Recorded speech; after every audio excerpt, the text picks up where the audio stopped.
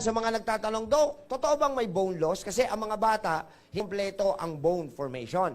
Habang tumatanda ang bata hanggang 21 years old, at saka palang muna kukumpleto yung mga buto. Ngayon, pag tayo naman po ay tumanda na, umabot na tayo 50, unti-unti po nagkakaroon ng bone loss. Dok, nababawasan yung buto? Hindi po. Yung haba at lapad ng buto, lumiliit din po yun. Dahil sa kakulangan ng nutrisyon ng buto.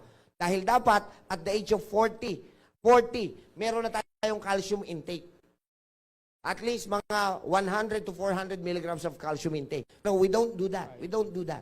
So, ito po yung quercetin, makakatulong po ito para sa bone formation. Next. Matangis sa quercetin, ipinapayo din na dapat ay may mingat na calories araw-araw, lalo na ang mga protina para maiwasan ang mabilis na panghihina ng katawan. Pakinggan nyo ako maigi. Kailangan natin ng protina na makukuha natin sa red meat.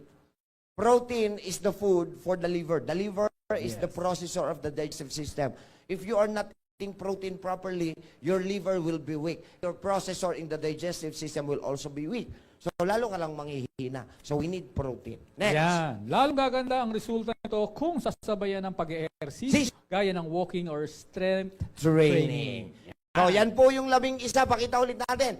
11 na mga pwede nyong kunan ng quercetin gamitin araw-araw. Number 1. Yellow at green peppers. Number 2. Mansanas. Number 3. Pulang grapes. Number 4. Mga berries. Number 5. Cherries. Number 6. Tsaa. Number 7. Kamatis. Number 8. Broccoli. Number 9. Parsley. Number 10. Olive oil. And And leafy vegetables. Vegetables. Sa atlas po yan, pwedeng-pwede nating isama sa ating pagkain araw-araw. Natutunan